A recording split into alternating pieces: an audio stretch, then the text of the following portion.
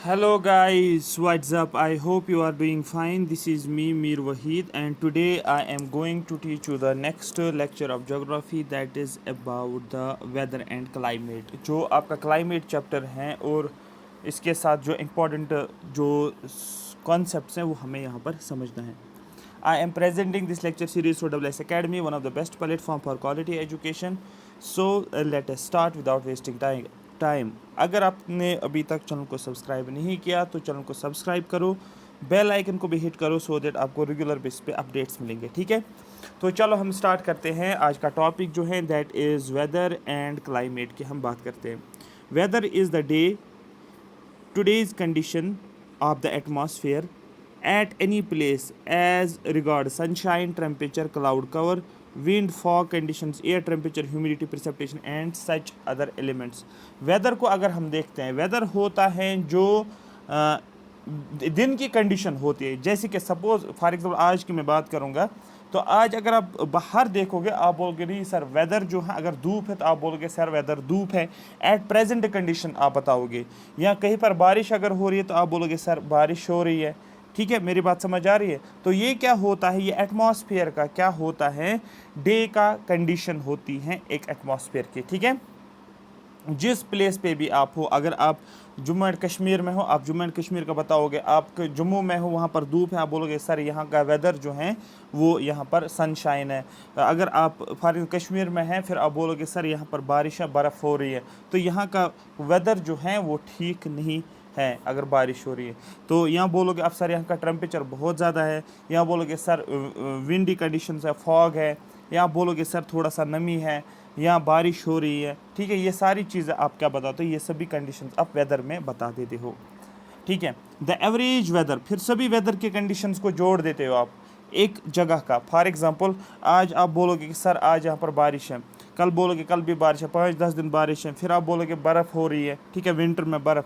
ठीक है, फिर इसी तरीके से फिर धूप हो जाएगी. तो काफ़ी सालों तक आप जोड़ते जा रहे हो इन वेदर कंडीशंस को. जो ही आप वेदर कंडीशंस को क्या करते हो, जोड़ते हो, फिर एवरेज निकालते हो, वो हमें क्या बताता है, वो हमें क्लाइमेट बताता है. The average weather condition of a place for a longer period of time represent the climate of a place. एक जगह का क्लाइमेट क्या रिप्रेजेंट करता है, ये एक्चुअली क्या होता है, ये एक्चुअली उस एरिया का वेदर हम लॉन्गर पीरियड तक हम क्या करते हैं, देखते हैं. ठीक है, temperature is one of the key element of weather and climate. Temperature जो है ये एक इंपॉर्टेंट एलिमेंट होता है वेदर और क्लाइमेट का. ठीक, temperature varies with time due to change in the level of radiations which reach the earth surface. Temperature क्या होता है, ये चेंज होता जा रहा है टाइम के साथ साथ. अगर आप सुबह का टाइम देखोगे 7 बजे टेम्परेचर बहुत कम होता है क्योंकि सन रेज जो होती है उस तरीके से नहीं होती है. फिर आहिस्ता आहिस्ता जो ही दिन के 11 बजते हैं, दिन के 12 बजते आप देखो टेम्परेचर जो है ज़्यादा हो रहा है, बढ़ता जा रहा है. फिर 2 बजे तक वो बढ़ता जा रहा है और उसके बाद 2-3 बज जाते हैं, फिर से टेम्परेचर जो होता है कम होता जा रहा है.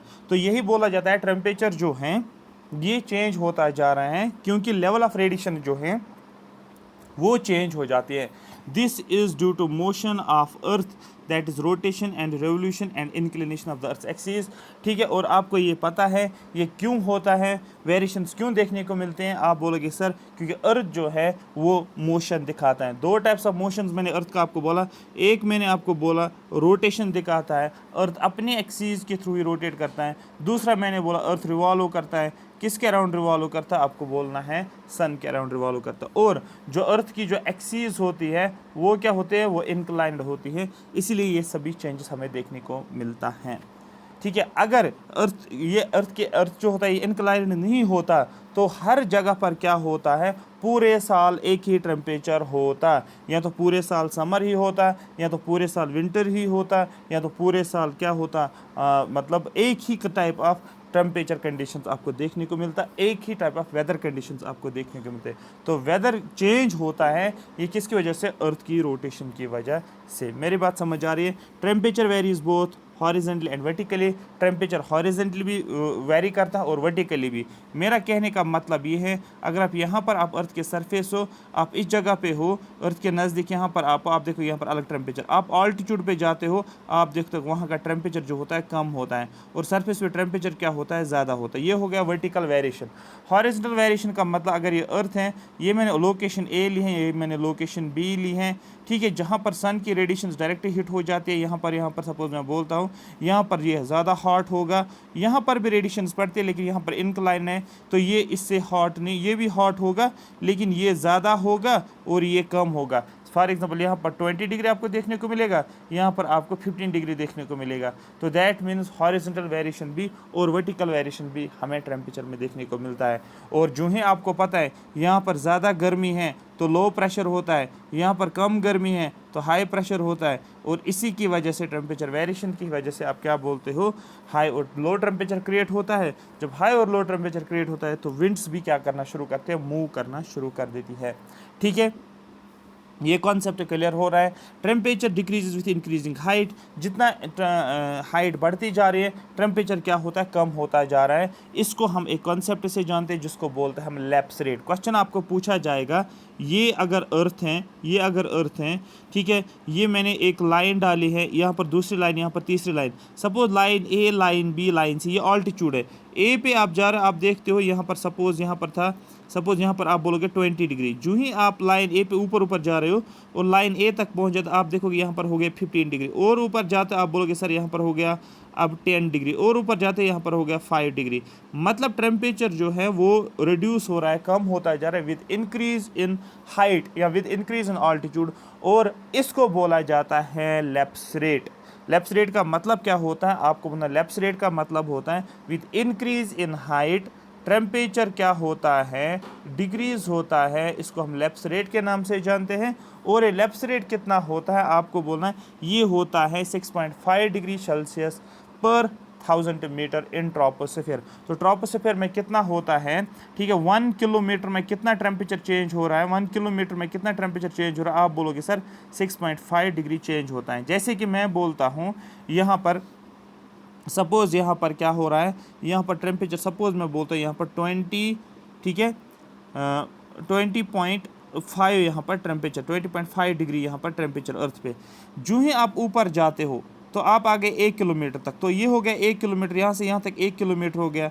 तो दैट मीन्स आप देखोगे इस लोकेशन पे अब टेम्परेचर क्या हो गया, वो डिक्रीज हो गया। कितना डिक्रीज हो गया, आप बोलोगे सर 20.5 को मैं माइनस करूँगा, 1 किलोमीटर में कितना वेरिएशन कम हो रहा है, आप बोलोगे 6.5, मतलब आप बोलोगे सर ये हो गया यहाँ पर 14 डिग्री होगा, 14 डिग्री होगा, मतलब पर किलोमीटर के हिसाब से कितना हो रहा है चेंज, आप बोलोगे 6.5 डिग्री सेल्सियस, और इसी को हम लैप्स रेट का नाम से जानते हैं। ये क्वेश्चन पूछा जाएगा लैप्स रेट क्या होता है। फिर होता है एक और कॉन्सेप्ट जिसको बोलते हैं टेम्परेचर इन्वर्जन। टेम्परेचर इन्वर्जन ये भी क्वेश्चन पूछा जाता है, टेम्परेचर इन्वर्जन, ये भी क्वेश्चन है एक्चुअली एटमॉस्फेयर का ही, ठीक है। तो टेम्परेचर इन्वर्जन का मतलब क्या होता है, आपको बोलना with increase in height temperature जो होता है वो बढ़ता जा रहा है, इसको हम टेम्परेचर इन्वर्जन के नाम से बोलते हैं। जितना आप ऊपर जाते हो टेम्परेचर बढ़ता जा रहा है, इसको हम क्या बोलते हैं, टेम्परेचर इन्वर्जन जनरली बोला जाता है। ये जनरली हम विंटर में देखने को मिलता है। अर्थ के सरफेस पे क्या होता है, अर्थ के सरफेस के आसपास ठंड होती है, कोल्ड होता है, और जितना आप ऊपर जाते हो आपको जो है गर्मी फील हो रही है, इसको हम टेम्परेचर इन्वर्जन के नाम से जाना जाता है। ये आपको याद रखना। अब क्वेश्चन है, मैंने लैप्स रेट भी बोला, देखो लैप्स रेट और टेम्परेचर इन्वर्जन में क्या फ़र्क है। मैंने लैप्स रेट में बोला था with increase in height temperature decrease हो रहा है, लेकिन ये हो गया लैप्स रेट। लेकिन मैंने क्या बोला, आपका टेम्परेचर इन्वर्जन में क्या होता है, आप बोलोगे टेम्परेचर इन्वर्जन में with increase height temperature increase हो रहा है। अगर आपको कल वाला कॉन्सेप्ट याद होगा, ये हम अप्लाई करेंगे किस में, डिफरेंट लेयर्स ऑफ एटमॉस्फेयर में। मैंने आपको ट्रोपोस्फीयर भी बोला, फिर मैंने आपको स्ट्रेटोस्फीयर भी बोला, फिर अब मैंने आपको मीजोस्फीयर भी बोला, फिर मैंने आपको जो है थर्मोस्फीयर भी बोला, जिसको आप आयोनोस्फीयर के नाम से भी जानते हो, फिर मैंने एक्सोस्फीयर भी आपको बोला। ट्रोपोस्फीयर में मैंने आपको क्या बोला था, मैंने बोला था with increase in height temperature क्या होता है, जितना टेम्परेचर क्या होता है बोले टेम्परेचर डिक्रीज होता है, यहाँ पर क्या होता है टेम्परेचर इंक्रीज होता है, यहाँ पर क्या होता है थर्ड लेयर में टेम्परेचर डिक्रीज होता है, यहाँ पर क्या होता है टेम्परेचर इंक्रीज होता है। मैंने क्या बोला कॉन्सेप्ट, मैंने बोला था टेम्परेचर, मैंने बोला था आपको लैप्स रेट का मतलब होता है विद इंक्रीज इन हाइट, जितना हाइट बढ़ जाती है टेम्परेचर रिड्यूस होता है। आप देखो किस किस लेयर में टेम्परेचर बढ़ता कम होता जा रहा है। आप बोलोगे सर लेयर फर्स्ट में टेम्परेचर कम हो रहा है और लेयर थर्ड में टेम्परेचर कम हो रहा है, और यही क्वेश्चन पूछा गया है ऐसी कौन सी लेयर्स ऑफ एटमॉस्फेयर है जो टेम्परेचर जो जो लैप्स रेट दिखाता है। आपको बोलना है ट्रोपोस्फेयर और मेसोस्फेयर जो है यहाँ पर इन लेयर्स में हमें लैप्स रेट देखने को मिलता है। और ऐसी कौन सी लेयर है जहाँ पर विद इंक्रीज इन हाइट के बढ़ने से टेम्परेचर बढ़ जाता है, मतलब टेम्परेचर इन्वर्जन किस लेयर में देखने को मिलता है। आप बोलोगे टेम्परेचर इन्वर्जन जो है स्ट्रेटोस्फेयर और थर्मोस्फेयर में, मतलब लेयर सेकंड और लेयर 4 में देखने को मिलता है। ये एक एक्स्ट्रा कंटेंट है जो आपको याद रखना है। क्लियर हो गया। और ये क्वेश्चन पूछा भी जाता है, अगर कहीं पर आंसर भी लिखना होता है आपको टेम्परेचर इन्वर्जन पे, इस पर क्वेश्चन पूछे जाते हैं, है ना इंटरेस्टिंग। तो ये इस तरीके से समझना। फिर हम अर्थ की बात करते हैं, हम देखते हैं हीट जोन्स। ठीक है, कौन कौन से हीट जोन्स हैं अर्थ के ऊपर, उन सभी को हम जानेंगे। आपको पता है the spherical shape of the earth along with its movement along the sun around the sun causes differences in its angle at which sun rays fall on the earth surface. This causes a difference in the distribution of heat on earth surface. बोला जाता है ये अगर सन है और ये अर्थ इसके around orbit करता है, ये अर्थ यहाँ पर है, अर्थ यहाँ पर है, अर्थ यहाँ पर है, क्योंकि ये सन के अराउंड रोटेट रिवॉल्व करता है, जिसकी वजह से क्या होता है, सपोज इस वाले पोर्शन में पहले सनलाइट पड़ती है, फिर इस वाले पोर्शन में सनलाइट पड़ती है, ये वाला डार्क रहता है, फिर इस वाले पोर्शन में सनलाइट पड़ती है, फिर इस वाले पोर्शन में सनलाइट पड़ती है, इस तरीके से। ठीक है, ये जो यहाँ पर ये वाला पोर्शन है ना, ये यहाँ पर ये नहीं है, ये इसका कुछ पोर्शन यहाँ चला जाता है, जैसे कि मैं आपको दिखाऊंगा। ये एक्चुअली ऐसे होता है, ये वाला पोर्शन जो है ना, ये वाला इस पोर्शन पे लाइट पड़ती है सपोज, क्योंकि सन की रेडिएशन इस पे पड़ती हैं, और ये वाला पोर्शन जो होता है ना, ये कुछ थोड़ा सा कुछ इस तरीके से अब आ जाएगा, ये इस तरीके से आ जाएगा। अब देखो, अब इस पोर्शन पे ही लाइट पड़ती है, इस पोर्शन पे ही लाइट पड़ती है, फिर आगे आ जाओगे, अब ये क्या चला जाएगा, ये इस साइड आ जाएगा, अब इस पोर्शन पे लाइट पड़ती है, ये जिस पे पहले लाइट पड़ती थी थर्ड पे, आप देखो थर्ड लेवल पे जब ये पहुंच जाता है, यहाँ पर क्या हो जाता है, यहाँ पर इसको ये डार्कनेस में आ जाता है। फिर आगे और आ जाओ, फिर आगे जब और आ जाते हो तो फिर अब देखते हो ये अब यहाँ पर थोड़ा सा आगे आ गया, अब ये लाइट वाला, मतलब ये जो है ना, ये वायलेट कलर, इस पे लाइट आप आप पड़ती है, तो दैट मीन्स ये वाला बैक साइड वाला जो है, दैट मीन्स ये वाला जो ग्रीन वाला साइड में बोलता हूँ, ये डार्क साइड है।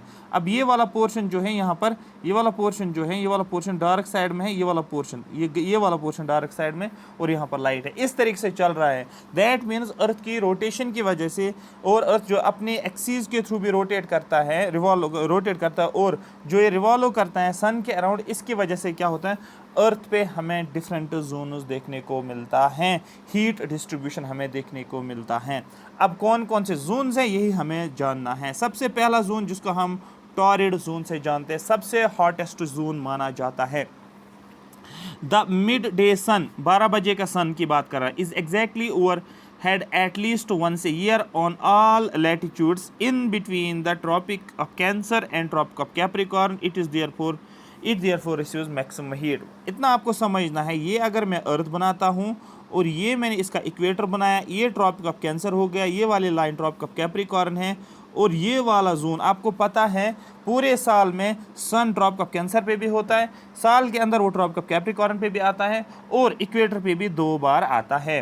तो दैट मीन्स ये पोर्शन जो होता है यहाँ से ट्रॉपिक ऑफ कैंसर से लेकर ट्रॉपिक ऑफ कैप्रिकॉर्न, जिसको मैंने ये शेड किया, अब इसको हम टॉरिड जोन बोलते हैं, क्योंकि साल में एग्जैक्टली सभी लैटिट्यूड्स के, क्योंकि सन जो होता है ना, सन जो होता है ऐसे, और इसी ट्रॉपिक ऑफ कैंसर से लेकर ट्रॉपिक ऑफ कैप्रिकॉर्न के बीच में ही पूरा साल जो है सन रहता है। दैट मीन्स इन सभी लैटिट्यूड्स के ऊपर जो है हर साल लाइट, पूरे साल जो है लाइट रहती है। दैट मीन्स यहाँ पर सबसे ज़्यादा हीट रिसीव होती है। जब इस पोर्शन में सबसे ज़्यादा हीट रिसीव होती है, ये सबसे ज़्यादा गर्म जोन माना जाता है। इसलिए टॉरिड जोन अगर पूछा जाएगा आपको बोलना है ट्रॉपिक ऑफ कैंसर से लेकर ट्रॉपिक ऑफ कैप्रिकॉर्न तक टॉरिड जोन आता है, मतलब ये वाला जोन जो है ये हो गया टॉरिड जोन। ठीक है, क्लियर हो गया। फिर होता है आपका फ्रिजिड जोन। फ्रिजिड जोन हो गया जो सबसे ठंडा होता है, तो ये हो गया सबसे हॉट वाला, और फ्रिज वाला हो गया, फ्रिज आपके घर पे फ्रिज भी होता है, फ्रीज़र होता है, रेफ्रिजरेटर होता है, तो उसको भी आप बोलोगे सबसे कोल्ड वाला, ये आपको याद रखना है। ये पोल्स के अराउंड आपको देखने को मिलेगा, मतलब ये वाला पोर्शन और ये वाला पोर्शन, मतलब नॉर्थ पोल हो गया ये, और ये हो गया आर्टिक सर्कल, ये हो गया साउथ पोल, और ये हो गया एंटार्क्टिक सर्कल। इसको हम किस जोन से जानते हैं? आप बोलोगे इसको हम फ्रिज्ड जोन से जानते हैं। This is a frigid zone. Did you understand? ठीक है, तो ये हो गया एक ऐसा एरिया जो हमें नॉर्थ पोल से लेकर नॉर्थ पोल से लेकर आर्टिक सर्कल और साउथ पोल से लेकर एंटार्क्टिक सर्कल, ये वाले एरिया जो हमारे पास हैं इनको हम फ्रिजिड जोन से जाना जाता है। और ये जो है यहाँ पर आर्टिक सर्कल से लेकर नॉर्थ पोल, मतलब आर्टिक सर्कल से लेकर नॉर्थ पोल ये नॉर्दर्न हेमिस्फीयर वाले में आता है, और एंटार्क्टिक सर्कल ये वाला सर्कल जो एंटार्क्टिक सर्कल से लेकर साउथ पोल ये आता है आपका साउदर्न हेमिस्फीयर में। मेरी बात समझ आ रही है? हाँ सर, ये समझ आ गया। और ये सबसे कोल्डेस्ट जोन माना जाता है पूरे अर्थ पे। क्यों इसको कोल्डेस्ट जोन माना जाता है? Because here the sun does not rise much above the horizon. यहाँ पर सन राइज नहीं होता है, क्योंकि आपको खुद पता है सन जो होता है वो ट्रॉपिक ऑफ कैंसर से लेकर ट्रॉपिक ऑफ कैप्रिकॉर्न में ही रह जाता है पूरा साल। उसके बाद एक और आता है जिसको बोलते हैं हम टेम्परेट जोन। टेम्परेट जोन अब कौन सा बच गया सर? ये बच गया ना जो मिडल वाला है, मतलब ये यहाँ से यहाँ तक जो ये वाला जोन है ना, जो येलो कलर वाला जोन है, ये बन गया सर टेम्परेट, ये बन गया सर टेम्परेट। मेरी बात समझ आ रही है? हाँ सर, ये समझ आ गया। मतलब नॉर्दर्न हेमिस्फीयर में above the from Tropic of Cancer से लेकर अप टू द आप बोल सकते हो आर्टिक सर्कल, और इसी तरीके से फ्रॉम ट्रॉपिक ऑफ कैप्रिकॉर्न से लेकर up to the Antarctic Circle, ये हमारा बनता है temperate zone. Did you understand? हाँ सर, ये हमें समझ आया। यहाँ पर ज़्यादा ना तो ज़्यादा गर्मी होती है ना तो ज़्यादा सर्दी होती है, ये होता है एक्चुअली मॉडरेट इलाका होता है ये।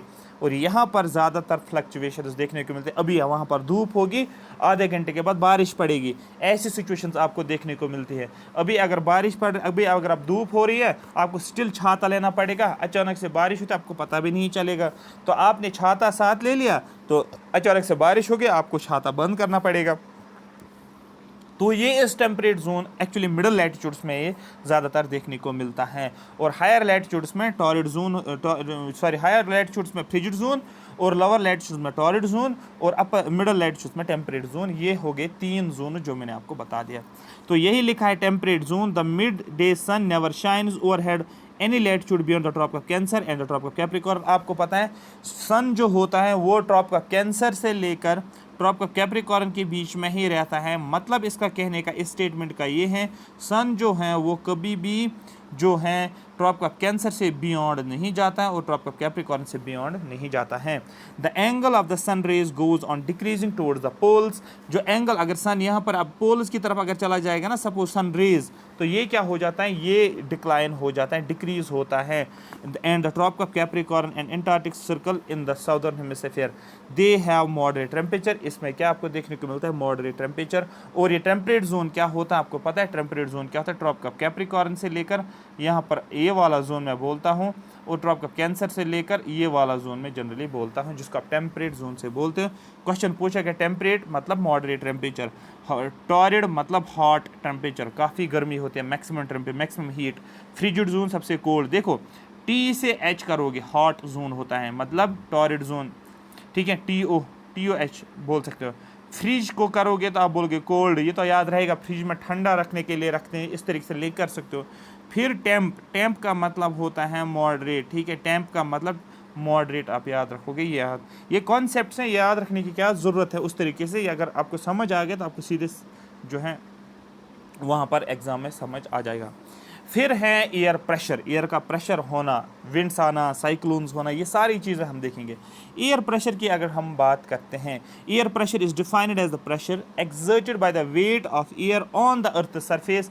ये अगर हमारा अर्थ है और एटमॉस्फेयर में क्या होता है, गैसेस होता है। ये हमारा एटीएम हो गया, एटीएम से नाम मतलब एटमॉस्फेयर हो गया। एटमॉस्फेयर में ऑक्सीजन है, एटमॉस्फेयर में नाइट्रोजन है, एटमॉस्फेयर में कार्बन डाइऑक्साइड है, एटमॉस्फेयर में आर्गन है। यहाँ पर मिक्सचर ऑफ गैसेस देखने को मिलेगा। और इन्हीं गैसेस का वेट किसके ऊपर पड़ता है, ये अर्थ के सरफेस के ऊपर रहता है।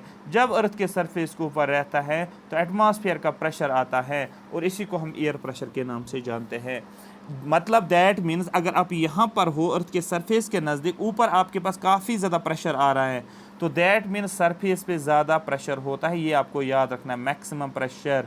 और जितना आप ऊपर ऊपर जाते हो प्रेशर कम होता जा रहा है, कम होता जा रहा है, कम होता जा रहा है। इसीलिए हायर ऑल्टीट्यूड पर जो ही आप आ जाते हो ना, वहाँ पर आपको लो प्रेशर फील होता है। जो ही आपको लो प्रेशर फील होता है तो क्या हो जाता है, आप जो है वहाँ पर ब्रीथ नहीं कर पाते हो, वहाँ पर आपको जो है ऑक्सीजन की ज़रूरत पड़ती है। मेरी बात समझ आ रही है? इसी तरीके से, क्योंकि ऊपर इस तरीके से भी आप याद रख सकते हो ऊपर प्रेशर कैसे कम होता है। जैसे कि मैं बनाता हूँ, एक बिल्डिंग मैंने बनाई, ये हो गई ग्राउंड स्टोरी, ये हो गया फर्स्ट फ्लोर, ये हो गया सेकंड फ्लोर, ये हो गया थर्ड फ्लोर, ये हो गया फोर्थ फ्लोर। अब आप फर्स्ट फ्लोर पे हो, जो आप ग्राउंड फ्लोर पे, आप यहाँ पर बैठे हुए, आप यहाँ पर बैठे हुए हो, तो दैट मीन्स आपके ऊपर फर्स्ट फ्लोर का भी प्रेशर, सेकंड का भी, थर्ड का भी और फोर्थ का भी, दैट आप सबसे ज़्यादा प्रेशर फील करोगे। आप फिर सेकंड लेयर पे गए तो आपके अंदर प्रेशर, आपके ऊपर प्रेशर कम आ गया, क्योंकि आप सेकंड, थर्ड और फोर्थ ही है। अब सेकंड फ्लोर पे आ गए, अब आपके ऊपर प्रेशर जो है थर्ड और फोर्थ का ही। अब आप ऊपर जा रहे हो थर्ड में, तो आपको सिर्फ फोर्थ का ही प्रेशर है। फोर्थ पे जा रहे हो, ऊपर आपके ऊपर कोई प्रेशर नहीं है।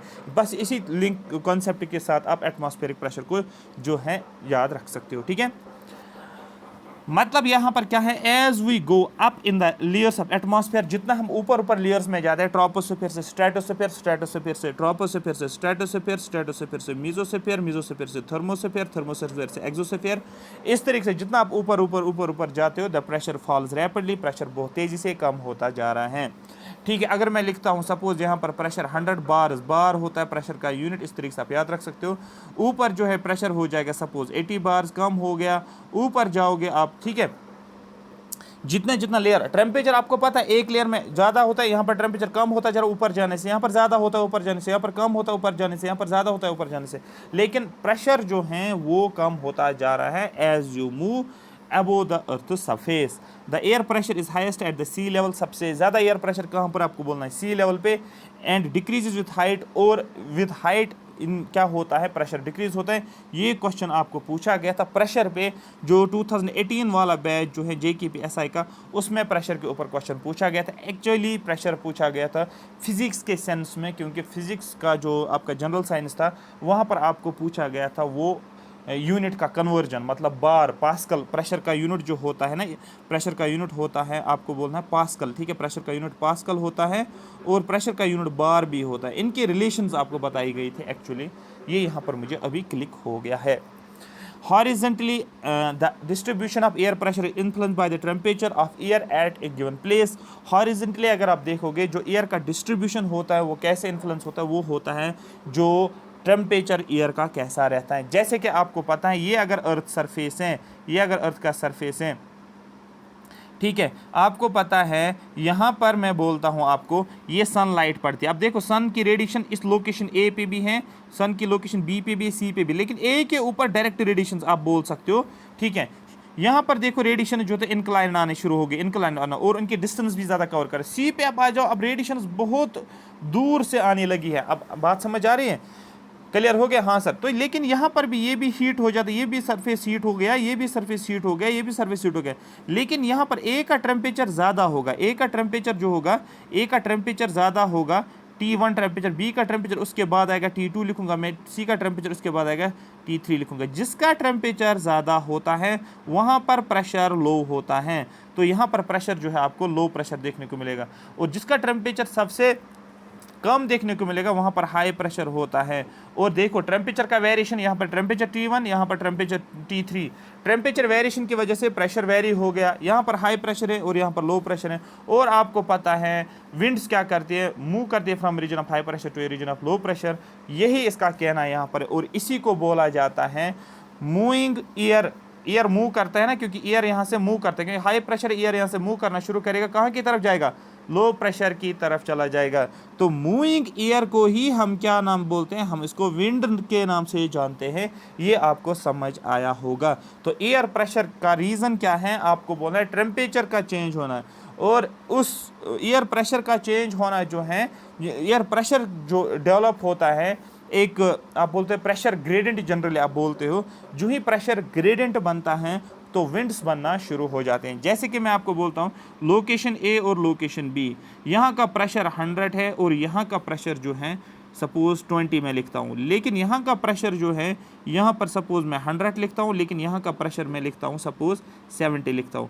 प्रेशर का डिफरेंस कहाँ पर ज़्यादा है, आप बोलोगे पहले में डिफरेंस 80 आ रहा है और दूसरे में डिफरेंस 30 आ रहा है। देखो ए से बी जो विंड्स जो है move from a region of high pressure to a region of low pressure. देखो हाई प्रेशर से लो प्रेशर विंड जाएंगे, डेफिनेटली ए से बी ही विंड जाएंगे, लेकिन जब इसमें जहाँ पर 100 से 20 लेकर जाएगा, यहाँ की विंड की वेलोसिटी काफ़ी ज़्यादा होगी क्योंकि डिफरेंस ज़्यादा है, तो यहाँ पर विंड वेलोसिटी जो है वो ज़्यादा होगी। तो यहाँ पर आप देखोगे यहाँ पर भी ए से बी तक ही विंड चली जाएगी इस डायरेक्शन में, लेकिन यहाँ पर विंड जो होंगी ये स्लो होंगी, इसकी वेलोसिटी स्लो होगी, लो स्पीड विंड्स होगी। स्पीड क्यों क्या होगी, वो लो होगी। रीज़न क्या है, क्योंकि प्रेशर ग्रेडियंट का मतलब difference of pressure between the two locations, इसको प्रेशर ग्रेडियंट के नाम से जाना जाता है। यहाँ पर 30 ही प्रेशर ग्रेडियंट है और मतलब प्रेशर डिफरेंस है, यहाँ पर भी 80 प्रेशर ग्रेडियंट है। इसकी वजह से यहाँ पर जो है विंड की वेलोसिटी काफ़ी ज़्यादा होती है। मेरी बात समझ आ रही है? हाँ सर, ये समझ में आ गया है, ठीक है। ऐसे आप इसको समझोगे, जैसे कि यहाँ पर मैं क्या करता हूँ, ये मैंने ऐसे बना लिया और दूसरा मैं ऐसे बनाता हूँ, दूसरा मैंने ऐसे बना लिया। अब देखो इसका ऑल्टीट्यूड क्या है, इसका ऑल्टीट्यूड ज़्यादा है, इसका ऑल्टीट्यूड क्या है, इसका ऑल्टीट्यूड कम है। आप इस बॉल को यहाँ पर छोड़ो कि इस बॉल की वेलोसिटी ज़्यादा होगी क्योंकि ऑल्टीट्यूड ज़्यादा इसको मिल रहा है, ठीक है, गैप इसको ज़्यादा मिल रहा है यहाँ से यहाँ तक, ठीक है। लेकिन यहाँ पर बॉल, ये भी बॉल यहाँ पर ही आ जाएगा, बी पे पहुँच जाएगा, ए से बी, लेकिन इसकी वेलोसिटी कम होगी एज़ कम्पेयर टू इस बॉल से, क्योंकि ग्रेडियंट यहाँ पर ज़्यादा आपको देखने को मिलेगा। क्लियर हो गया? हाँ सर क्लियर हो गया। तो विंड्स का आपको पता चला कि विंड कैसे मूव होती है, आपको पता? हाँ सर, विंड्स मूव होती है क्योंकि प्रेशर वेरिएशन आ जाता है। कौन सा प्रेशर? एक जगह पर हाई होता है और कहीं पर लो होता है, और विंड्स हमेशा हाई से लो ही चली जाती है। The movement of air from high pressure area to low pressure area is called as wind. Winds can be broadly divided into 3 types. Winds में 3 types होती है, permanent wind, seasonal wind, local winds और local winds। बहुत ज़्यादा important है, बहुत ज़्यादा important है, ये क्वेश्चंस पूछे जाते हैं, इसलिए आपको यहाँ पर याद रखना है। समझ आ रही है बात? तो यहाँ पर परमानेंट विंड्स कौन सी होती है? The trade winds, westerlies and easterlies are permanent winds. They blow constantly throughout the year in a particular year. इनको परमानेंट विंड्स इसलिए बोला जाता है क्योंकि ये पूरे साल जो हैं ये ब्लो करते हैं, ये चल रहे होते हैं पूरा साल। मेरी बात समझ आ रही है? इसलिए इनको परमानेंट विंड्स भी बोला जाता है। इनको हम प्लेनेटरी विंड्स के नाम से भी जाना जाता है, इनको हम प्रिवेलिंग विंड्स के नाम से भी जाना जाता है। क्या कहना मैंने बोला? इनको परमानेंट विंड्स, इनको प्रिवेलिंग विंड्स, इनको हम बोलते हैं एक और विंड जिसको बोला जाता है परमानेंट विंड्स, और प्रिवेलिंग विंड्स और भी एक नाम से इसको जाना जाता है। ये आपको याद रखना है, परमानेंट, ठीक है। समझ आया? क्लियर हो गया परमानेंट विंड्स का? हाँ सर, कौन कौन सा इसमें? लेकिन इसमें ट्रेड विंड्स है, इसमें वेस्टर्लीज है, इसमें ईस्टर्लीज हैं, ठीक है। ये ब्लो क्या करते हैं? थ्रू आउट द ईयर, एक पर्टिकुलर डायरेक्शन इनकी होती हैं, ये उस डायरेक्शन को चेंज नहीं करते, एक पर्टिकुलर डायरेक्शन में। अब ये समझना है डायग्राम से, डायग्राम समझ आएगा तो आपको सारी चीज़ें समझ आएगी। अब देखो यहाँ पर डायग्राम नहीं है, बट मैं आपको अपने तरीके से सिखाऊंगा। ये पूरा ग्लोब हो गया, मतलब अर्थ हो गया, अर्थ आ गया समझ? हाँ सर समझ आ गया। ये अपना हो गया इक्वेटर, ये हो गया अपना इक्वेटर, और ये हो गया अपना ट्रॉप कप कैप्रिकॉर्न, और ये हो गया अपना ट्रॉप कप कैंसर।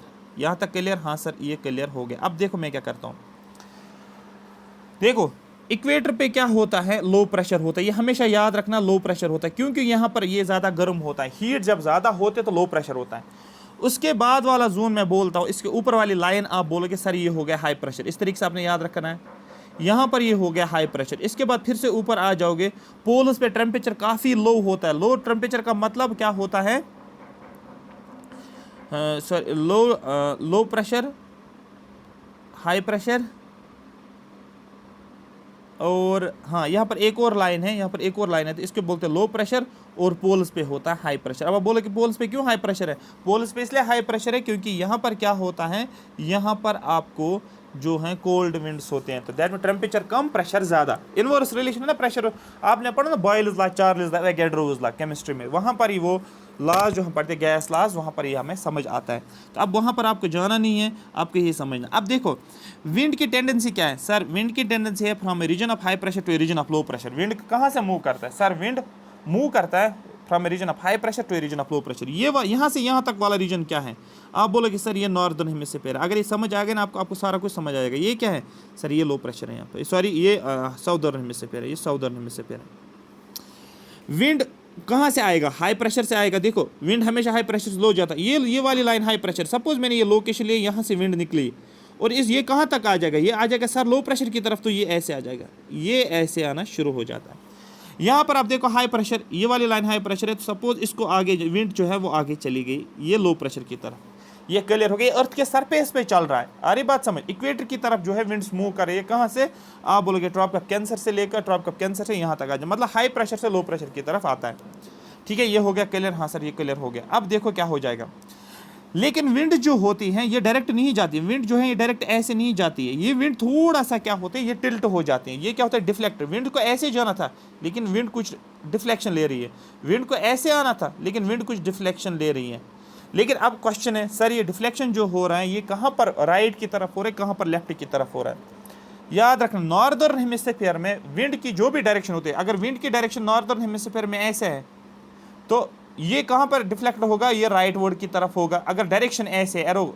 लेकिन अगर नॉर्दर्न हेमिस्फीयर में ही लेकिन विंड की डायरेक्शन ऐसे है, अब एरो नीचे की तरफ आ गया, इसका राइट कौन सा बनेगा, इसका राइट ये बनेगा। तो नॉर्दर्न हेमिस्फीयर में विंड जो है ये डिफ्लेक्ट होता है राइट वर्ड की तरफ, और साउदर्न हेमिस्फीयर में विंड जो है वो डिफ्लेक्ट होते हैं लेफ्ट वर्ड की तरफ। सर रीजन क्या है, विंड क्यों डिफ्लेक्ट होते हैं, क्योंकि अर्थ रोटेट करता है। एक्चुअली अर्थ जो है ये सन के अराउंड रोटेट करता है, या यू कैन से सन अर्थ जो है ये अपनी एक्सिस के अराउंड रोटेट करता है, और जिसकी वजह से क्या होता है, जिसकी वजह से जो है विंड जो होती है वो डिफ्लेक्ट होती है, क्योंकि अर्थ की वजह से विंड पे फोर्स आता है और उस फोर्स को कोरियोलिस फोर्स बोला जाता है। ये क्वेश्चन पूछा जाता है।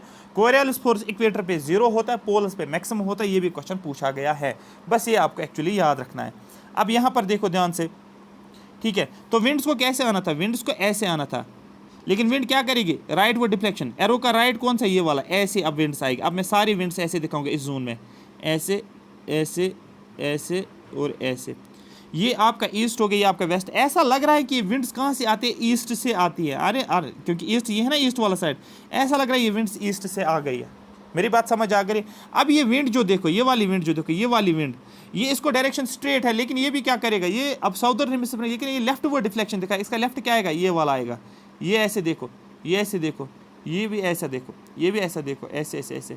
ये भी देखो, ये ऐसा लग रहा है कि जैसे ये भी ईस्ट की तरफ आती है, और इनको ही हम ईस्टर्लीज बोलते हैं या ट्रेड विंड्स के नाम से जानते हैं। मतलब ये वाला जोन जो है ये हो गया ईस्टर्लीज। ये थ्रू आउट वर्ल्ड ये फ्लो करते, इनकी एक पर्टिकुलर डायरेक्शन होती है थ्रू आउट द ईयर। ये ईस्ट से वेस्ट की तरफ आ जाते हैं, जिनको हम बोलते हैं हम ट्रेड विंड्स। ये बात आपको समझना है। मेरी बात समझ आ रही है, क्लियर हो गया? हाँ सर क्लियर हो गया है, ठीक है क्लियर हो गया। उसके बाद ठीक है, उसके बाद हम बोलते हैं वेस्टर्लीज। अब ऊपर आ जाओ, अब ऊपर आ जाओ।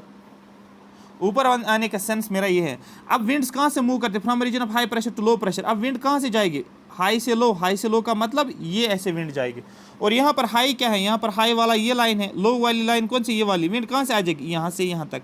लेकिन मैंने क्या बोला, ये स्ट्रेट नहीं जाती, ये डिफ्लेक्ट होता है right word, northern hemisphere right word की तरफ। अब देखो ये ऐसे, ये ऐसे, ये ऐसे, ऐसे सभी विंड्स इस जोन में मैं ऐसे दिखाऊंगा।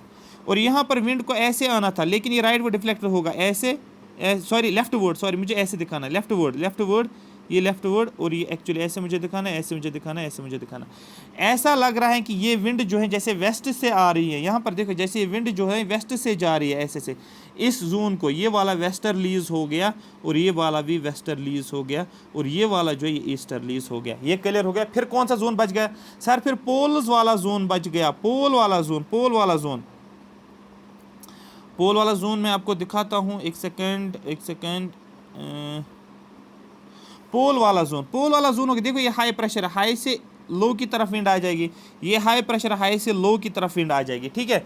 लेकिन साउदर्न हेमिस्फीयर में लेफ्ट वर्ड डिफ्लेक्शन, ये ऐसे ये ऐसे और ये आप देखो, ये भी ऐसा लग रहा है कि जैसे ईस्ट से आ रही है विंड्स, ईस्ट से आ रही है विंड्स, लेकिन हम इसको ईस्टर्ली से डिफरेंशिएट करते हैं हम, क्योंकि ये पोलर रीजन्स में इसको हम पोलर ईस्टर्लीज बोलते हैं, अदरवाइज नहीं तो आप कंफ्यूज हो जाओगे। पोलर ईस्टर्लीज, और जो ये ईस्टर्लीज हैं यहाँ पर, जो ये ईस्टर्लीज है जो रेड कलर से मैंने दिखाया है, इसको बोला जाता है ये ईस्टर्लीज होती है, या इसको सीधे ट्रेड विंड से भी नाम जाना जाता है।